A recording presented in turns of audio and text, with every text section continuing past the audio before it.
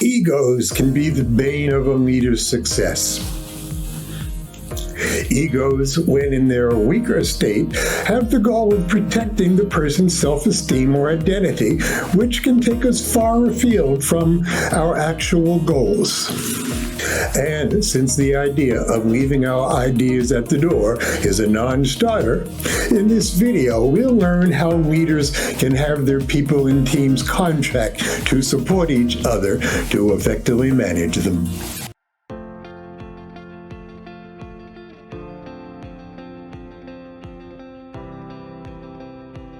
Hello, I'm Dr. Michael Broom, CEO of the Center for Human Systems. I've helped executives, teams, and leaders succeed for over 45 years now. Welcome to my leadership videos. We all have egos, and their strength can wax and wane according to circumstances. And they seem to wane most at the most inconvenient times, when our egos are insistent on wanting to protect our sense of identity and self-esteem. The admonishment I've heard from too many leaders to leave egos at the door, as I've already mentioned, is simply fruitless. Unfortunately, we can't really be trusted to manage our own egos when they're in their weak state. So the support of others is called for. But that support requires an explicit level of agreement.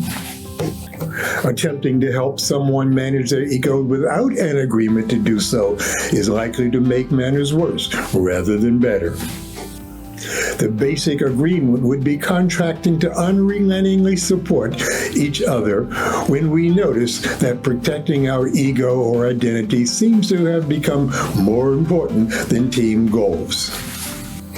This shows up mostly when somebody seems stuck on being right and trying to prove it to themselves and everyone else.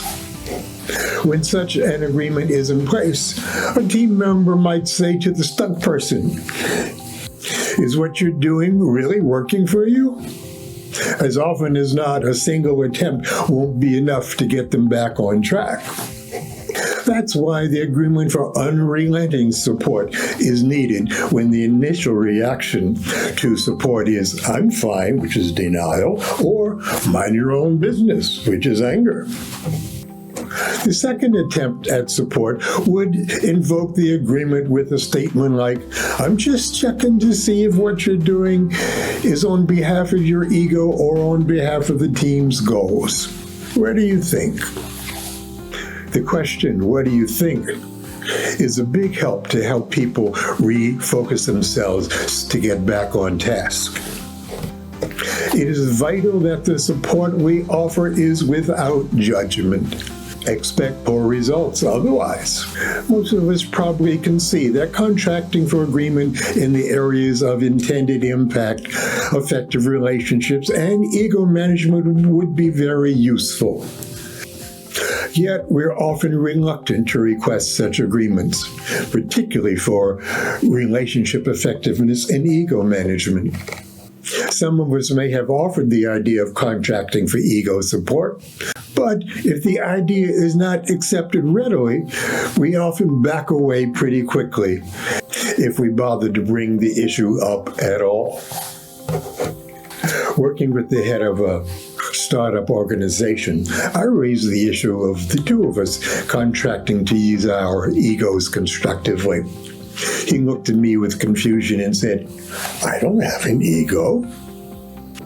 I reminded him that he just told me how personally offended he was when he felt that his marketing director offered him some feedback about pushing potential clients too hard.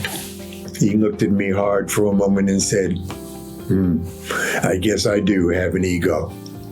I shared that I have an ego as well, and it can get in my way too. We're all just human beings, and we all have egos.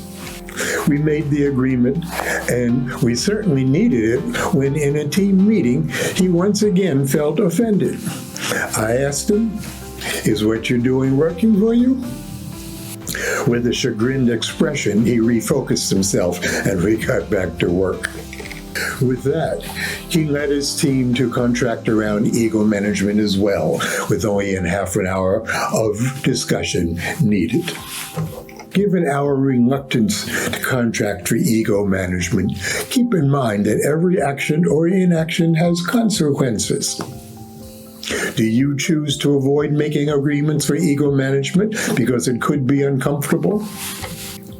Its consequences could include risking the potentially disastrous consequences of the upsets that occur when one person's egos trigger someone else's ego, and now the entire team is off task. Or are you willing to choose the discomfort, which won't kill you, of potentially uncomfortable conversations about egos? Fortunately, that discomfort is likely to result in a team that minimizes the distractions our egos in their weak state can cause.